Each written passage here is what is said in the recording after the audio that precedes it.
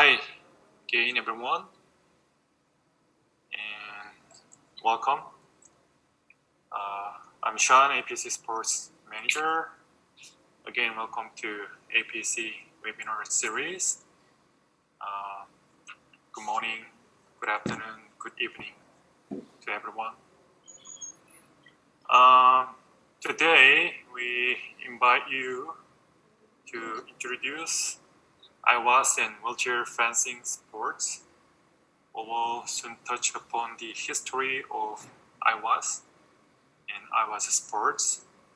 Then move on to classification and details about weapons, competition format, and equipment for wheelchair fencing.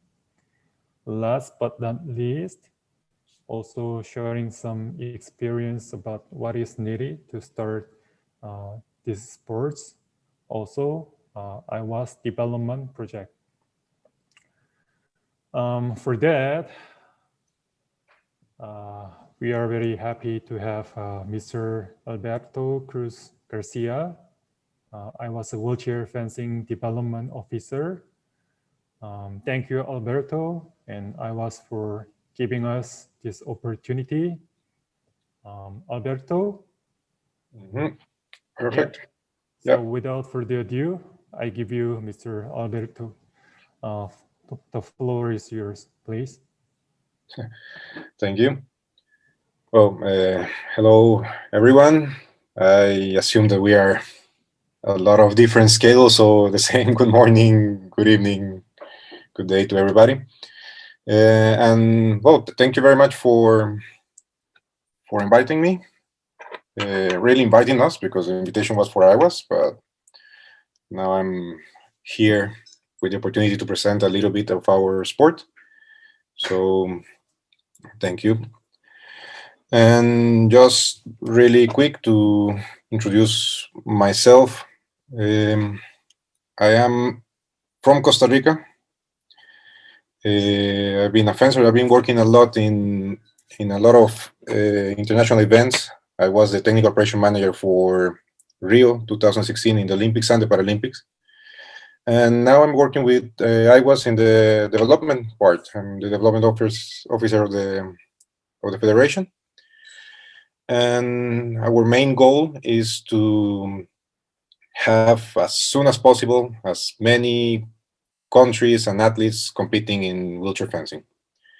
So I think we can start. I have a small presentation. The idea is to introduce our sport. I'm going to go through details of wheelchair fencing. I'm not going to go very in depth in certain areas because might not be interesting for everybody right now. But for sure, we are open if there is certain specific area, for example, in classification, if you wish in the future to have more in-depth information. Well, we have our experts classifiers in the federation, so they can help a lot more in those details. But the idea is to give a quick presentation of our sport. So, well, wheelchair fencing. I hope everybody's seeing the presentation. Yes. Okay. Well, our sport is the adapted version of the Olympic fencing, clearly. It was introduced by Sir Ludwig Goodman himself. He was also a fencer when he was in his students' years in Germany. So he introduced the sport to the Stock Mandeville Games. The first time wheelchair fencing was in the games was in 1954. And it was just a simple demonstration. There was one patient, spinal cord injured, and with his coach, and they did some bouts in that edition of the games. As usual, with everything that Sir Ludwig Goodman made and all the sport that he introduced, is because he saw the advantages and the importance of the sports in therapy, in recovering, especially for the spinal cord injured in that moment. The next edition, immediately in 1955, was the first event in men's saber, the first competition official in the games. And the following year, they started with women's foil and also men's épée.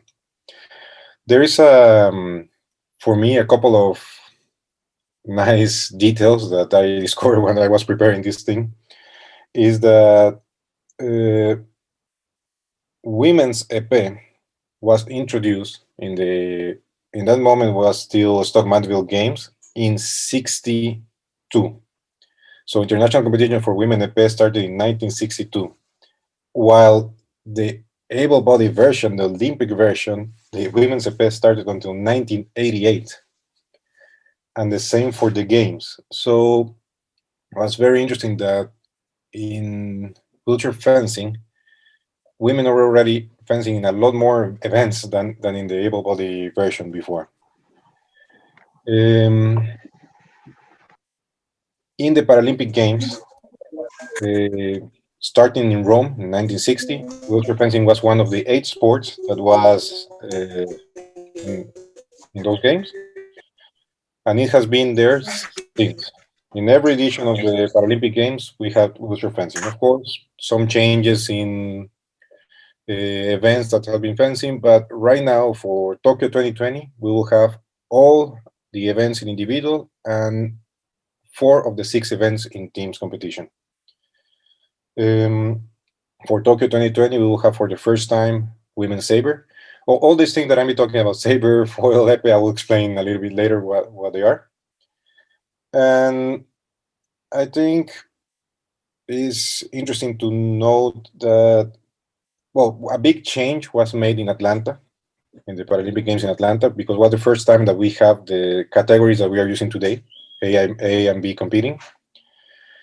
And also a lot of effort has been done to work beside FIE, this International Fencing Federation, to work beside them together to achieve the growth of our sport. It has not been easy, sometimes more positive than others, but in 2006 in Torino and 2010 in Paris, we had for the first time World Championship combined, where we have the able-bodied fencing and we have the wheelchair fencing together. So that was very nice detail. In the photos that you can see in the presentation right now, in the bottom one, there is a photo from the Tokyo Paralympic Games, the first edition. And there is something that I will explain a little bit later when we talk about equipment, but there is something that is very interesting in that photo, is that you have the referee sitting in front of the fencers who are competing, but then you have 2 persons holding the wheelchair behind them, behind the athletes. That's because in that moment there still was not the frame that we are using today, the piste that we are using today to hold the wheelchairs. Well, our federation. The federation for wheelchair fencing competitions is IWAS. That IWAS is International Wheelchair Amputee Sport Federation. IWAS comes from long way back. Has been evolution from certain other federations and certain other associations, especially in the Stock Mandeville sports. Right now, they take care, especially of the IWAS games that have been done for several years now in several countries, and a lot of sports have been involved. And as a federation, it really is federation of 2 sports. It's federation of wheelchair fencing, and it's federation of power chair hockey. In the very end of the presentation, I will leave you the link to the website and also our email. So if you want to have a little bit more information about IWAS, and especially about the IWAS games or the other sports, you are more than welcome to visit and to write us. So, okay, let's start with our sport. Wheelchair fencing is a combat sport. Right now, in the Paralympic program is the only combat sport that can be practiced by spinal cord injuries, that by wheelchair users. It's called wheelchair fencing, but just because everybody is competing sitting in a wheelchair. We are analyzing for the future. Let's see what in the future comes. But now in Europe, especially, there are a lot of efforts to put together line fencing, for example, and also some versions of our adapted fencing, but standing on the piece. But for now, our sport is everybody sitting in the wheelchair. Doesn't matter what injury or condition you have.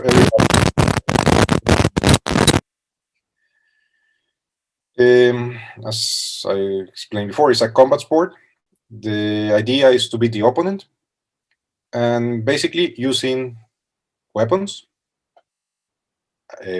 swords, let's say like that, épée, foil, and saber, to touch the opponent, make point, and that way win the bout. Categories. As I explained a little bit before, I'm not going to go very deep into this subject as I'm not expert in it.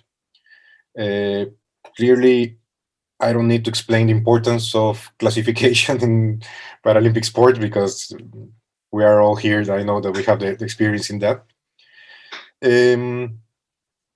But just in a very quick way. We have 3 categories, A, B, C. Notice in the presentation that they are not in order, but I don't know what that happened. But A, B, C, that's our categories. Right now, I know that our classifiers are making a lot of studies and a lot of effort in making some improvement to the classification system.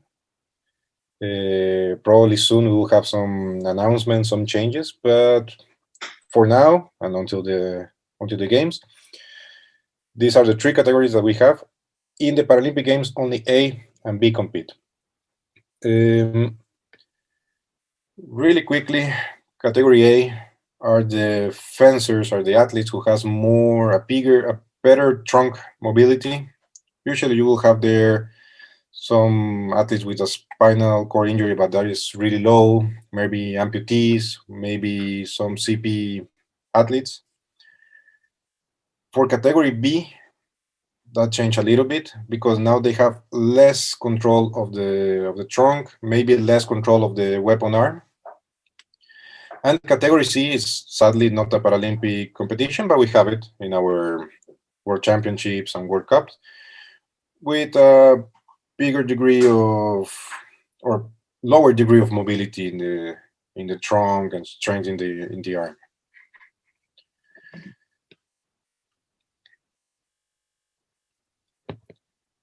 Okay.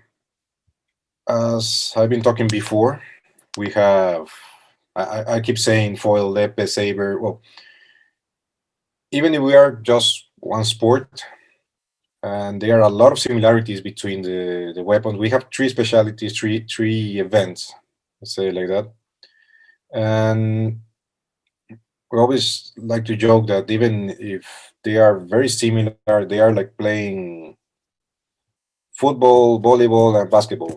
For every sport, you use a ball, but that's the only thing that they have in common.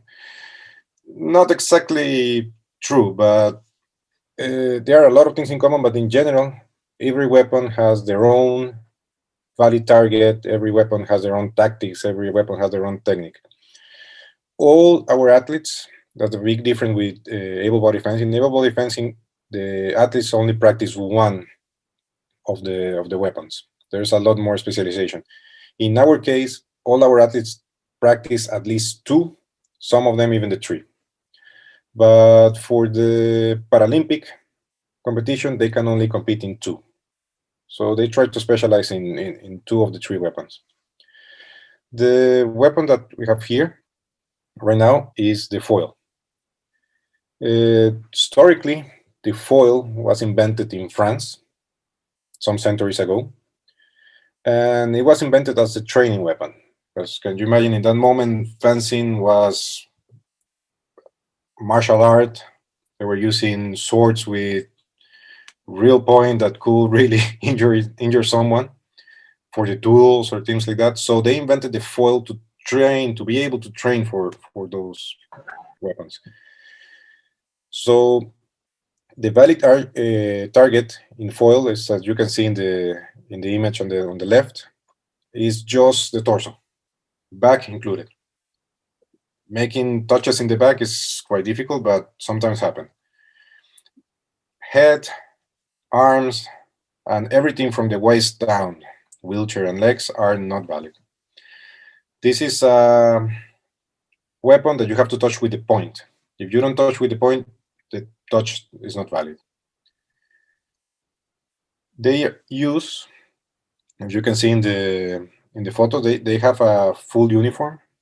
This has to comply with all the standards of FIE, International Fencing Federation. So this suit is made out of Kevlar. That is the same material that they make the sails, for example, for sailing. Very, very resistant.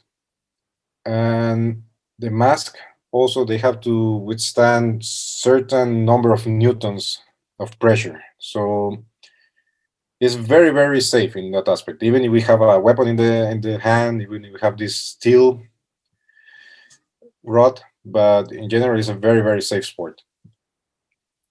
And on top of the white uniform, they, in this case of foil, as you can see where it says Park from Korea, they are using this metallic jacket. That is what is going to help giving the signal that the opponent touch with the point. And through electronics, you see there is a scoring machine in the back. One fencer is going to touch and it's going to light a red light. The other fencer is going to touch and you're going to have a green light. The foil and the saber, the difference with the épée, and I will explain that in the next one, but they have a different, they have a convention in the weapon. So really, only the person who starts the attack first has the right to touch. If both fencers touch at the same time, there is no point for any of them. If one fencer starts, the other fencer has to parry that attack and answer to be able to touch. So that is the job of the referee, who will be sitting in front of them, and the referee needs to decide who started the attack and who touched. The épée. The épée is the second weapon that is also with point. So that means that you have to touch with the point to be able to score. As you can see, the valid target is a little bit different from foil. It's just from the waist up. So anything from the wheelchair and the legs is not valid. And as you see in the photos, they are using some kind of, like skirt made of the same electric metallic material as the foil jacket, but that's only to cover the legs, to cover the wheelchair. So in that case, if they touch there is not going to be any light on the scoring machine.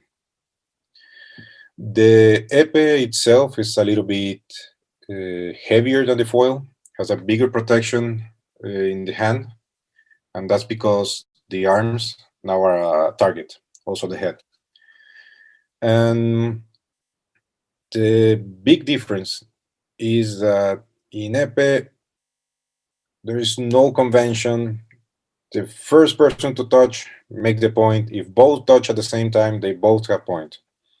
So the referee doesn't need to decide who started first, who parry, who lose the priority, just touching first.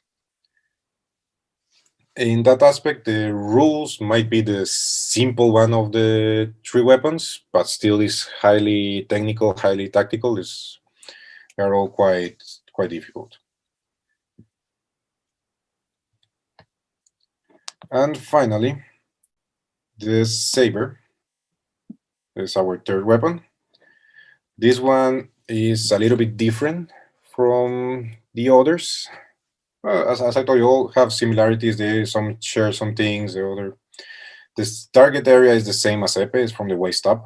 In this case, you can see in the photo that they are wearing this metallic jacket, but also covered, have a different color mask and also the arms, because that's what's going to help to make sure that you score the correct touch. But also, the Saber has a peculiarity, has the same rules as foil, but you can touch not only with the point, you can also touch with the side of the blade.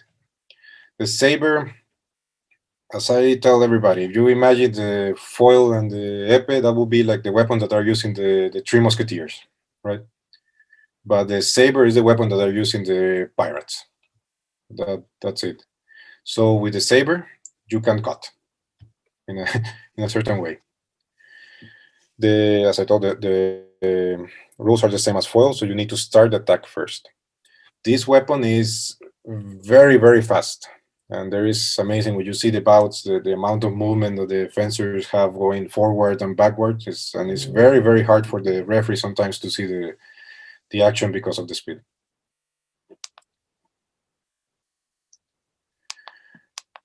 Okay, I'll tell you a little bit about the way of the combats are made. We have in our sport individual events and team competition. But in all of them, even the team competition that I'm going to talk a little bit later, but they go once against one and each time. And individual competition is always one against another. In all these photos, you can see the referees taking the distance. When the fencers are seated on the wheelchair, that's the first thing that the referee is going to check. So we have a mechanism that I'm going to talk a little bit later with the frame. So you can adjust the correct distance. So the fencer who has the shorter arm is really going to determine what is the distance of the bout. For foil, saber, and épée, there's a different distance and a different point where they measure the distance in the arm. So that will be the first thing. Also, they will test their equipment. They will touch the contrary to check if it's working, your foil, your épée, your saber. They are going to salute always. That's very, very important, like in every sport. But in fencing, we give a lot of importance to that. If you have to salute at the beginning and at the end. And then they will get to their on guard position, sitting on their chairs, until the referee give the signal to start. The referee is always going to say when you start the bout. He's going to say when you end the bout. After each touch, the referee is going to say halt. He's going to stop. He's going to explain the action, award a point or maybe a penalty, because there are certain penalties if you lift from the chair, if you scream on the opponent. There are certain level of penalties that the referee can give also. And after that, he awards the point, on guard again, and start. It's very interesting, but this is something that comes from many, many years back in fencing. The referees give their instruction in French. That's the official language for the refereeing, even if the official language for IWAS is English. Oh, as I told you before, we have two kinds of events. The individual event start with groups, like in football World Cup, for example, pools, we call it, groups of 7 persons. So you have to make bout against all the other 6 opponents at 5 touches. So the first one to arrive to 5 touches or the time run out win the bout. And after the groups, depending on the amount of victories, the amount of defeats, the amount of touch score, you proceed to the next stage, that is just a direct elimination table. And that one are combats to 15 touches. And the one who wins keep advancing all the way to the final. The one who loses is out of the competition. In team competition, there is usually just direct elimination according to ranking. And the teams are made of minimum 3 fencers, maybe 4 against 4, but only of those 4, only 3 compete at each time. Our rules says that we have to have at least 1 category B fencer all the time in the team competing. The other one can be category A, for example, or category C, that depending on the tactic of each coach of each team. And in the team competition is something very interesting. So 3 against 3. At each time, 2 fencers go in, and the first bout is until 5 touches. Then go out, go the next relay until 10 touches, the next one until 15 touches, all the way to 45. So the team to reach 45 touches is the team who win and continue in the competition. Team competition are very, very nice. In my opinion, something that I really enjoy. There are longer bouts, and also you can have the team spirit in there, the whole country supporting the team. And it's very interesting, all the tactical part that is involved in team competition. For Tokyo 2020, sadly, we are still not having Saber team competition, neither men or women. But we hope that hopefully next edition we'll have all the events. But right now we have all the 6 individual events: men, women, the 3 weapon, category A, category B, and we have 4 team competition. Okay, let's talk a little bit about the equipment.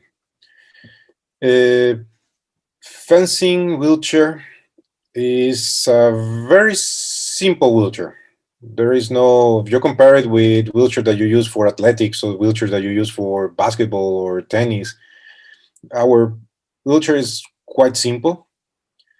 In the rulebook, you could find the requirements concerning the height of the backrest, the minimum height of the backrest, the minimum height of the side guard.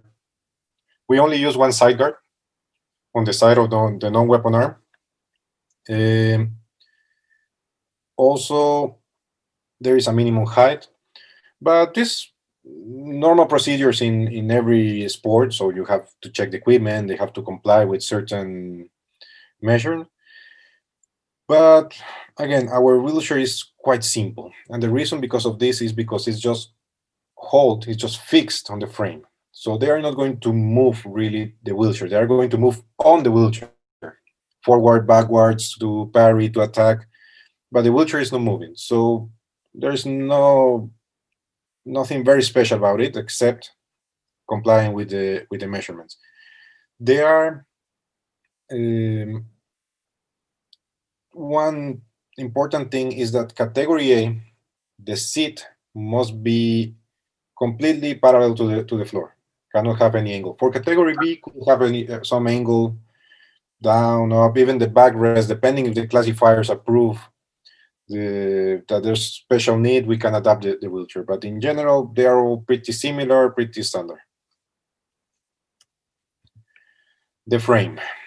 This is maybe one of the most interesting, important aspects of equipment in our sport. As you can see there in the picture, the wheelchair goes into the frame, and the frame holds it and is fixed there. It's not going to move. This frame have 3 functions, really. The first one and the main one is to provide that the chair is fixed, it's not moving, and is secure. That it's not going to fall down, that the fencer is not going to fall down, up, down. But also, it gives 2 things. It gives you an angle that is 110 degrees between according to the central bar. So the fencer has already a defined angle where they are fencing, and it can adjust the distance. As I explained before, for each bout, the distance has to be checked because you will have taller fencers, smaller fencers. So every time the distance changes. And these frames allow to make the distance bigger or shorter and fix it so that you can make sure that during the bout it's not going to change. Right now, there are a lot of frames, especially if you're thinking about competition. There are some amazingly technological frames made of carbon fiber. There are some made of steel. There are some made of aluminum, some heavy, some light. This one, for example, this frame is the Hungarian made, was used for Rio. But we have one French made of carbon fiber that was used for London, for example. So there are a lot of companies who are producing right now. And this is very important for competition, especially. In the end, when we are talking a little bit about development, you will see that we can have alternative to the frame. And even to start, you don't need the frame. But eventually, your fencers are going to grow in skill, in strength, and eventually you will need some way to fix the chair. Yeah, beside these two main pieces of equipment, the wheelchair and the frame, the rest of the equipment is the standard fencing equipment that we use. Mask, jacket, the weapons, gloves. So in that aspect, that's really not a big problem or a big difference with able body fencing. Okay, this slide, I think it was important to put it, especially we're talking with the Asian Paralympic Committee. I was looking for some of our stars from Asia. There are several, but I choose these three. They are amazing fencers, amazing athletes. They have been working very, very hard. And well, on the top, we have from Thailand, Jana. She was already Paralympic champion. On the bottom, we have Ali from Iraq, world champion. And from Hong Kong, here we have Yu. She's our she's our Michael Phelps for our sport. I don't remember exactly which date, but I'm pretty sure that for Athens and for other championships, she has the point that she won every gold medal that there was in the event in foil, APC, Saber. Amazing. She's one of our top fencers, and a lot of medals. The other that I could talk about here, especially for Asia, is about China. China, I think, is the top team in our sport in the world right now. And you can see by the amount of medal that they take in every world championship, in every competition, in every Paralympic Games, and they are really, really, really strong as a team, an individual, with a lot of figures competing there. So in Asia, well, we still have a lot of work to do to develop the sport and have more countries participating, but at least there are some very, very strong athletes right now in certain countries that could help with the development of this sport. Okay, this is the part that I think could be interesting, at least from my part. That is the work that I've been doing with IWAS. As I did a small introduction to the sport, as I told you, it was going to be very fast, but of course there are questions or something in the end, I'll be more than happy to answer. But where are we now in wheelchair fencing? Our main concern in IWAS is to have more athletes and more countries competing in the official events, and also practicing. Fencing by tradition has been always a very European sport, very well developed in Europe, but even the able body fencing right now in all over the world, we have very good Chinese fencer, very good Japanese fencer, we have very good fencer from USA. But in concerning wheelchair fencing, even in Europe, it's not that developed yet. We have some very strong countries with a lot of history, and even some that are a little bit more recent, but they are very strong. And then you have Poland, Hungary, you have France, you have Germany, you have Russia.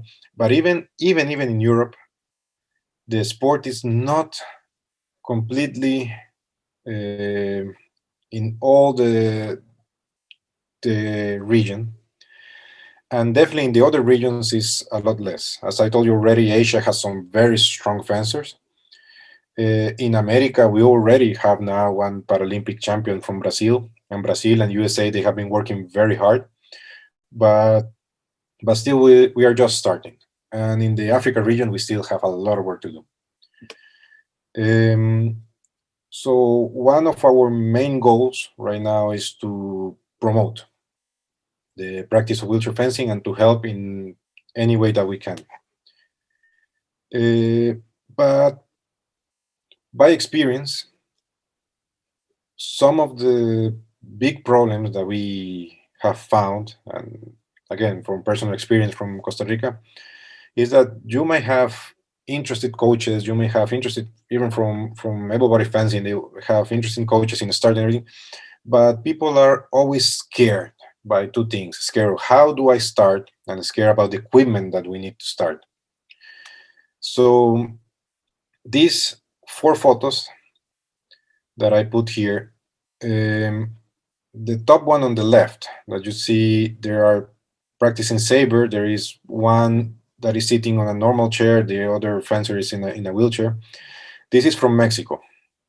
This is probably a, I don't know, just a martial art gym, but they are practicing fencing there.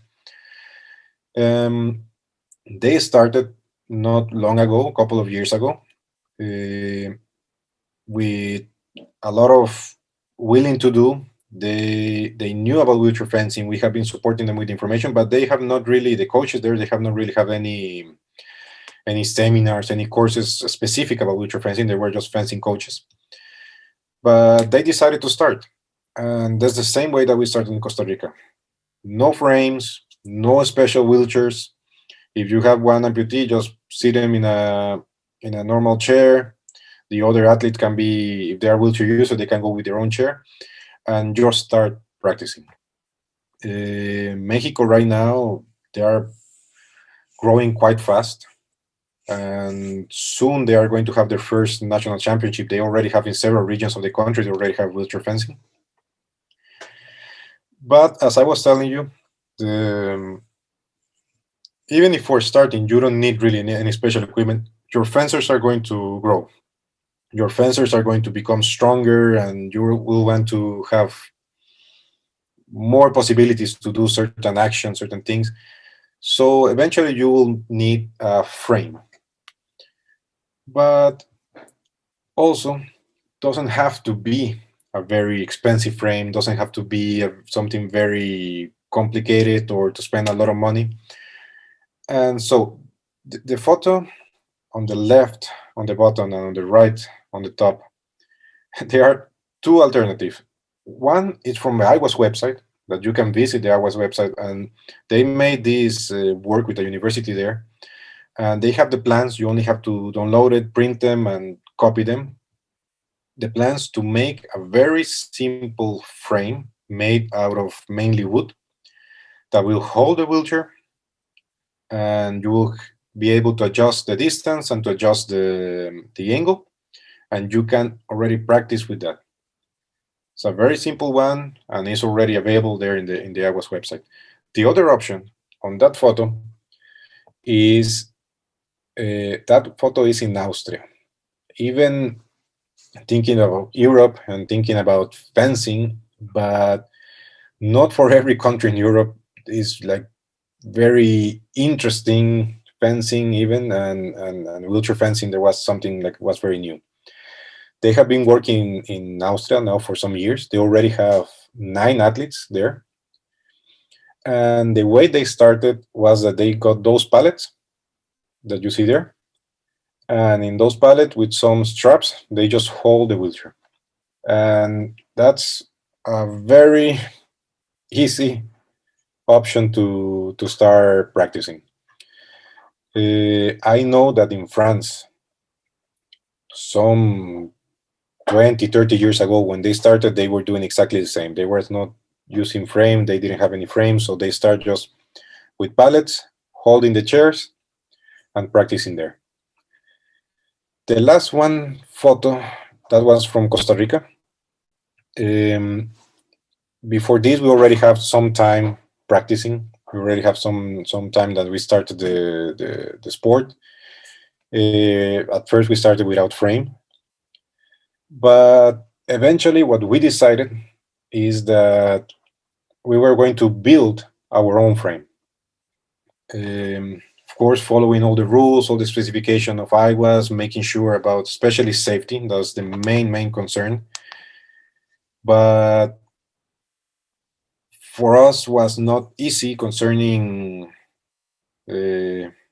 money, especially to be able to purchase frames. So we decided to build it, and that's the one that you can see there. Even if there are no wheelchairs there, they are just normal chairs that we strap to the frame, so it works the same in the end. And that one is a frame built of aluminum, and was our own design, our own building, and it's been working very nice. And even we have some interests from some other countries of the region to purchase that one to be able to use it. In this case, I know that, for example, in Korea, they have been working in their own frame, and in Thailand, some of the projects for the Asian Championship next year is to have their own frame. So that's also an option. But the rest, as I was telling you, to start our sport, you don't need anything special. Just a couple of chairs, sit in front of your opponent and start fencing.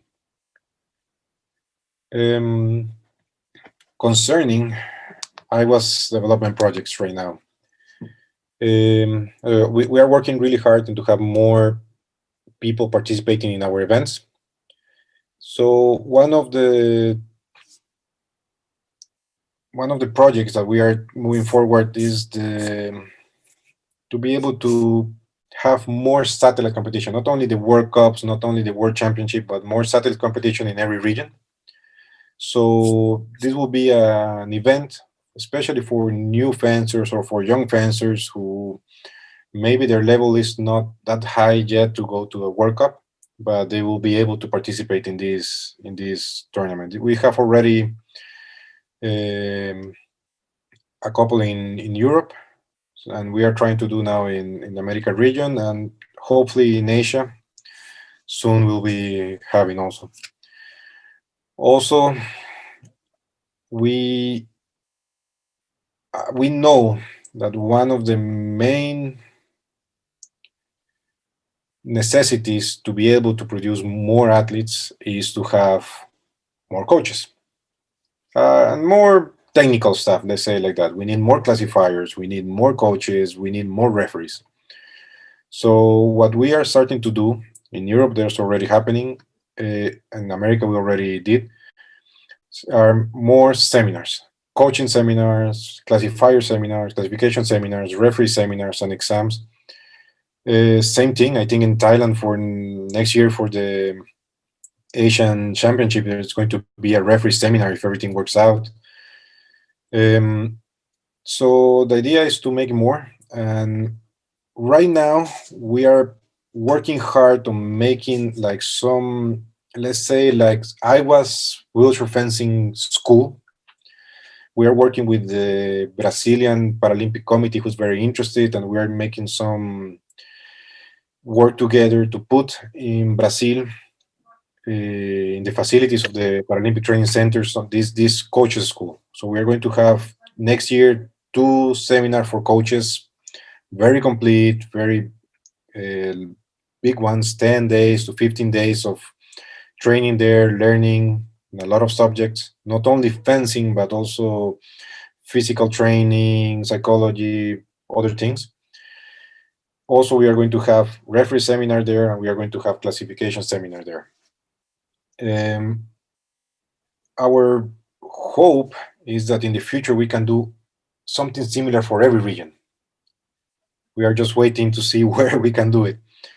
But definitely we are open if there are some countries in the Asian region especially who wants to host a coach seminar or want to host a classifier seminar, just to contact us and we can start working on that, and hopefully that this will be good for the whole region or the nearby countries.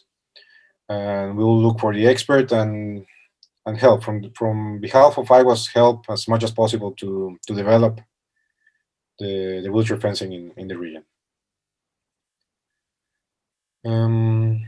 Okay, as I told before, so there is the link to the IWAS website and to the IWAS wheelchair fencing website.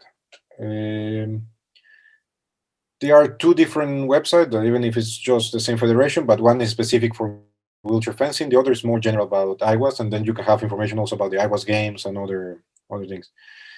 And that email there for wheelchair fencing at IWAS,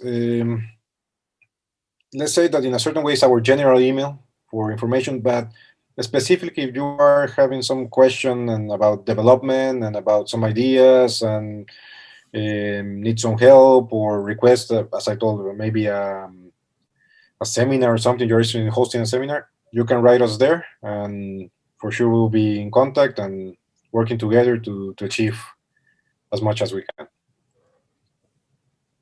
Well, I think that was very quick presentation of our sport, and well, I'll be happy if you have any questions or something that we can discuss.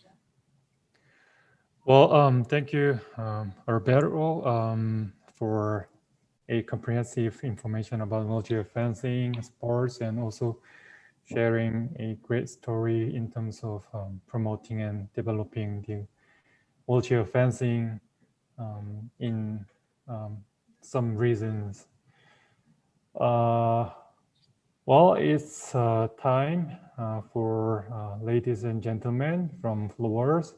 If you have any question for Alberto, please. I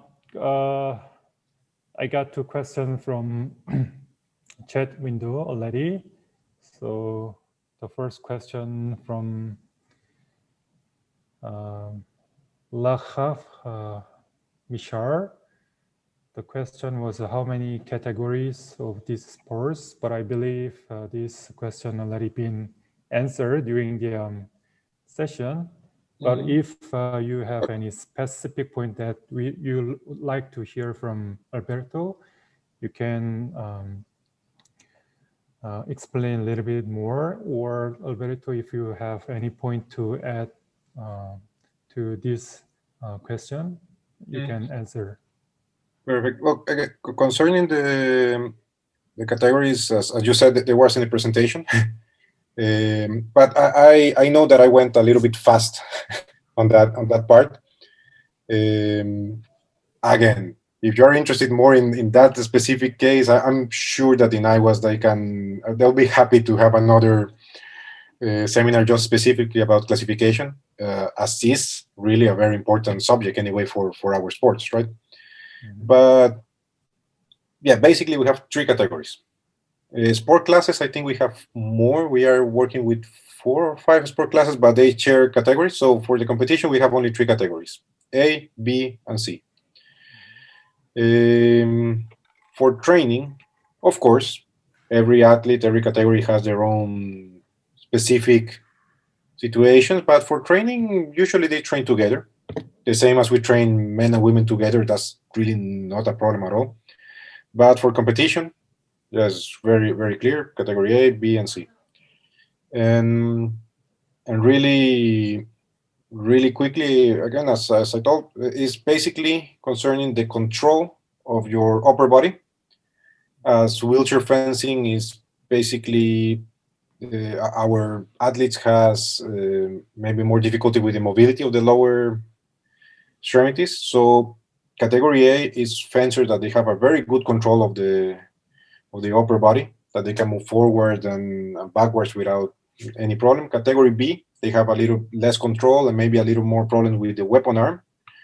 And category C, even more. And of those categories, just A and B are in the Paralympic Games. The three are in our World Championships and World Cups. Okay, thank you. Another question from Cambodia.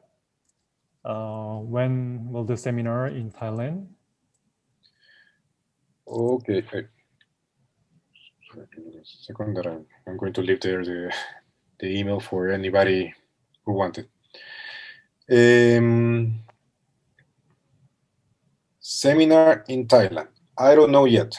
It's in theory it's going to be a referee seminar, or at least that's their plan. I know that they are putting it together.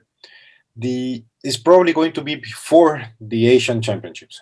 That is going to be the last tournament, especially qualifying tournament for Tokyo. But I'm not exactly sure about the dates. Probably it's going to be around March, April, around that.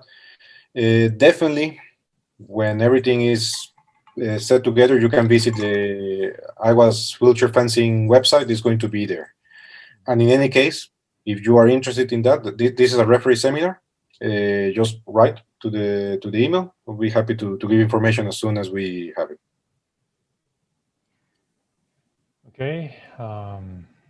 Another two questions from Hamdi Suwei. The first question is, are there any upcoming classifier course in Asian region? Mm-hmm. And the second question is, what is the difference between Saber and the Foil in the matter of rules? Okay, perfect. At least for next year, I know that we are planning 2 classification seminars. One is going to be in Sao Paulo at the same time as the World Cup there in Brazil. That is part of this project that I mentioned a little bit before.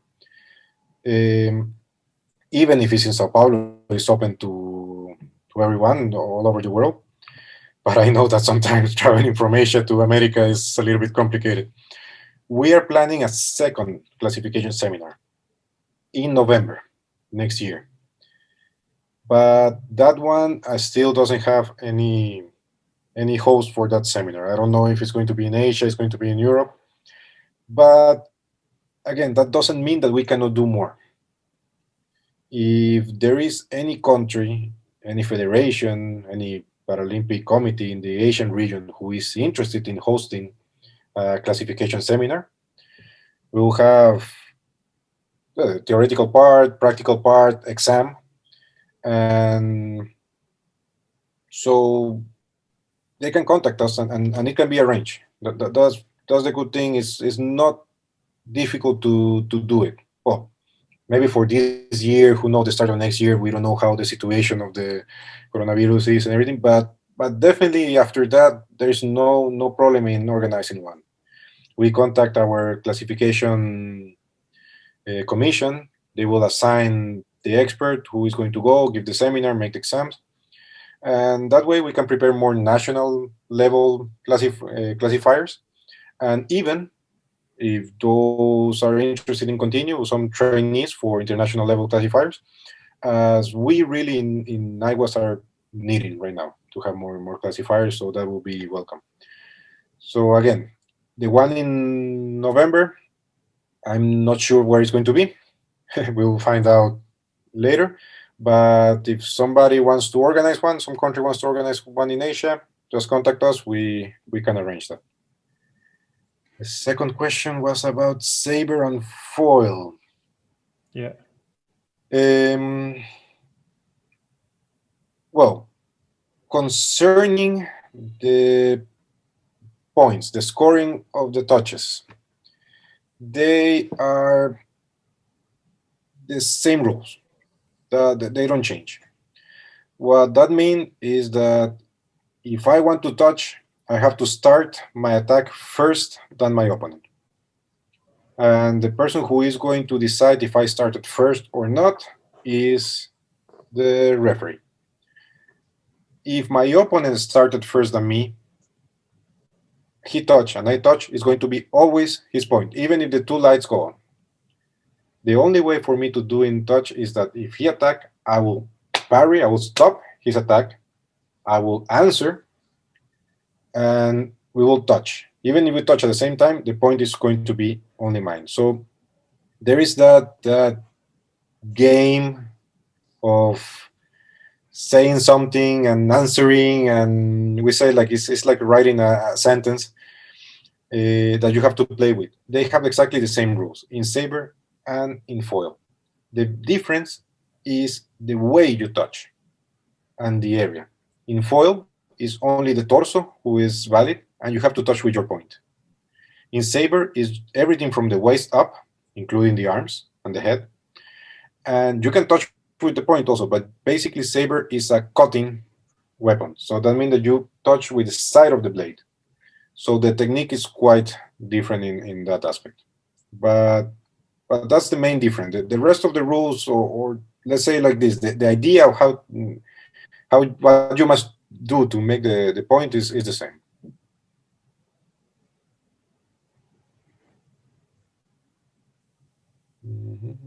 Yeah, she said, thank you, very informative, former fencing player, by the way.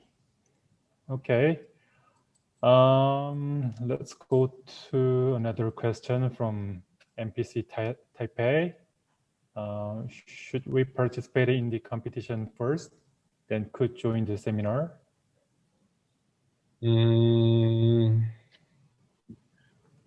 Well, it depends on what seminar you want to join. Classification seminar usually is done before the competition. So in that case, will be the other way around: participate in the competition, in the seminar first, then the competition. Probably possible. I don't know. If you are an athlete competing and you have already been classified in the past, and you want to become classifier, yeah, might be possible. I don't see a problem. In the case of a coach who wants to become classifier, have all the requirements, yeah, he can participate in the seminar first, do the exam, do everything, and then go to the competition as a coach. Now, if we're talking about a refereeing seminar, that's another story, because referees make their theoretical exam there during the seminar and everything, but then they have to do the practical part, and they have to referee in the competition. And that's one important thing. You cannot be referee, an athlete, or coach, or anything else really at the same time. So in that aspect, no, depending on what you're doing. If you're doing a referee seminar, it's because you are going to do the practice and everything for refereeing, and you are going to take part in the competition for sure, but as a referee. So yeah, in our plan, at least the seminars that we're doing for coaches, because that's the third kind, they are not going to be related to any competition. So they are going to be just 1 week of seminar in some point in time. We have done in the past seminars that are just 3 days, like just a weekend. In Croatia, we are trying to put together one for the end of the year. Everything was going very good, but I don't know how the situation right now is to be able to do it, but maybe for next year. And so that's also an option. If somebody wants to host a coaching seminar, that can be, depending of the level of seminar that you want, but it could be a weekend. So that's also possible. Okay, next question from Walter, Philippine NPC. Actually, he asked 2 questions. The first one, does IWAS have its own accreditation licensing for referees, or you get referees from the FIE? And second question, with regard to classifiers, who is an international classifier for virtual fencing in Asia, and how many are they? Mm-hmm. Okay. So concerning the first one, we used to have that the referees, FIE referees, can be IWAS referees. That was no problem in the past. But for some years now, it had changed. It has started to change since Atlanta, but it was not mandatory, but we started to do more seminars, more specific preparation for our referees.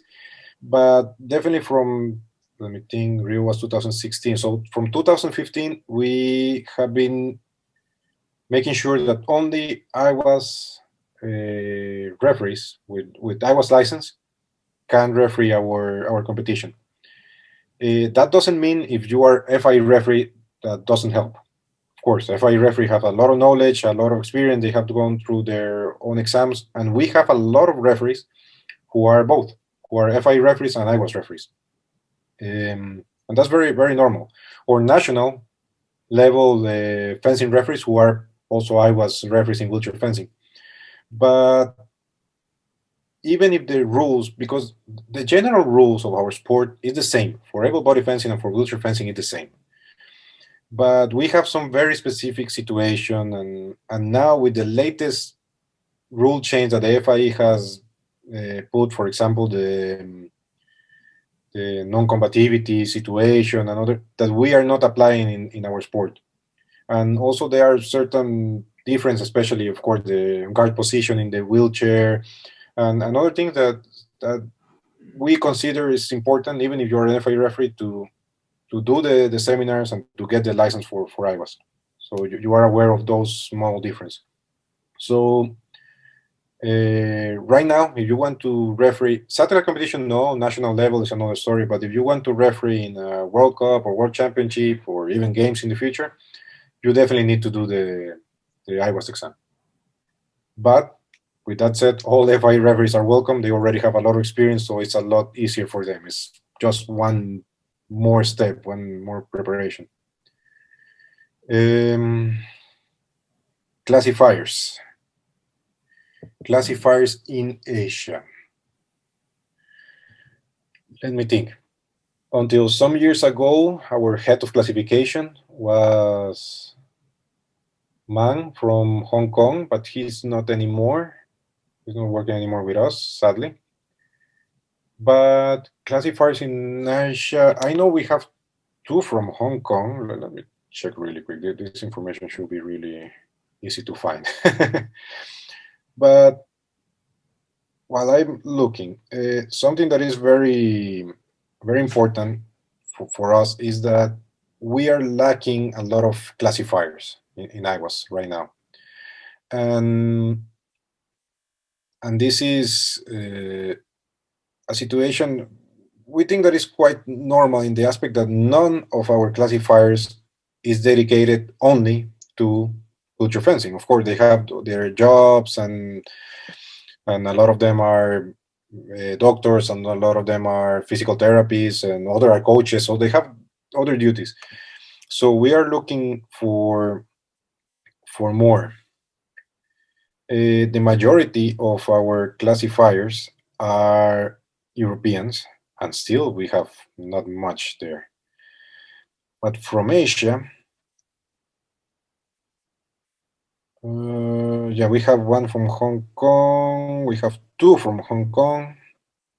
Yeah, I think that in Asia there are only two classifiers right now. Right now, I know that there are some trainees classifiers that are working, but right now senior classifiers we only have two. That is more than in America. In America we only have one. So that's something that we are working really hard. So anybody interested will be very, very welcome. Okay, thank you, Alberto. Actually, we have the questions from, again, Lachbach regarding classification. I think he is very interested in knowing more about the classification. Like Alberto said, you may write an email and ask your question to get your answer. That could be the best way regarding the classification matter. Is that make sense, Alberto? Yes, yes, yes. For sure. I mean, you can write us to that the same email, and we just forward it to whoever is in charge of that, our head classifier in this moment, and you in that aspect you can get all the information concerning the classification training, all the process. So also there in the website we have our classification rules if you want to check. Sure. So I think in that aspect, especially in this subject, as I told before, it's a very interesting subject. It's a very important subject for our sports. But I'm definitely not. I really like it very much, but I'm not an expert in that. So probably will be better if you write us. We can get more answers about that. Yeah, sure. So we recommend Lachbach to send an email or visit the IWAS webpage to get the information on classification. So, okay. Any more questions from floor for Alberto? More questions?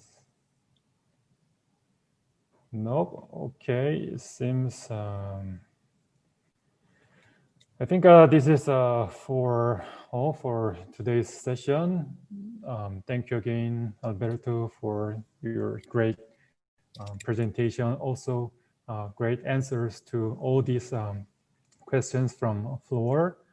So I'd like to wrap up this session, but please be noted that there will be one more session for wheelchair fencing, and we will be dealing with some more technical matter for the wheelchair fence sports, wheelchair fencing. So please register and book your seat. The registration page is already open. Okay. Have a good rest of the day and stay safe and healthy until we see each other. Okay. Thank you everyone for your time and joining us. Bye-bye.